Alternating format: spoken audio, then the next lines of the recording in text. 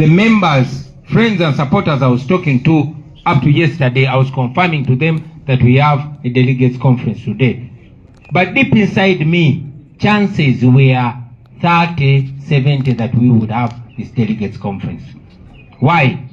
You know, the shameless people that took us to court, the personal assistant of my former deputy and his other friends, including Kagombe and Chibalama, took us to court. And they were seeking to block our activities. They were seeking to block this delegates conference. And who did they take the petition to? We were informed is a cadre judge, a judge that once faced off with Comrade Waiswa on TV. So it was almost clear that the regime, using their cadre judge, are going to block this delegates conference. Some things happen not by our power, not by our might, by the grace of God. All we could do was to pray to the Almighty God and beseech Him that God, because you are powerful, because you're faithful, and because you stand by those that stand on the right side of history, you will stand with us. We were able to hold this conference. But again, we also know that because of your aggressiveness, your constant exposure of the double standards of the injustice, maybe the spirit of shame came over them yesterday. So here we are, ladies and gentlemen. We just had our successful delegates conference. We just reconstituted our National Executive Committee, and we are up and running. I want to congratulate all the winners and also congratulate all of you that participated in this election. Like I said, it was noble for those who stepped aside, but it was even more noble and courageous for those that challenged. Yeah, I guess you can hear me, right? Yeah. It was even more noble for those of you that rose to the occasion to vie for leadership.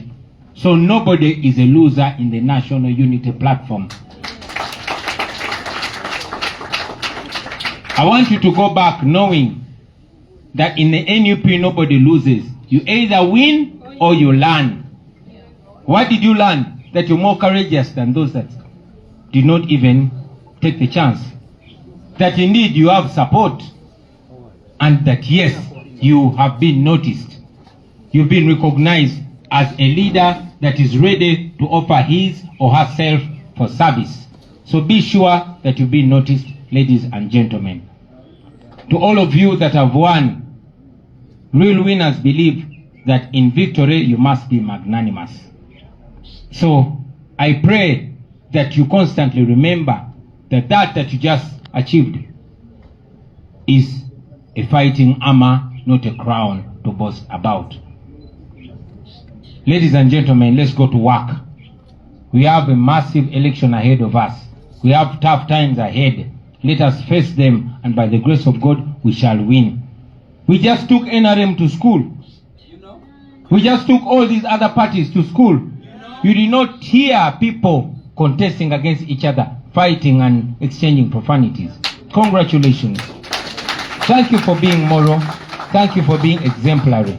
Let us go ahead living what we preach.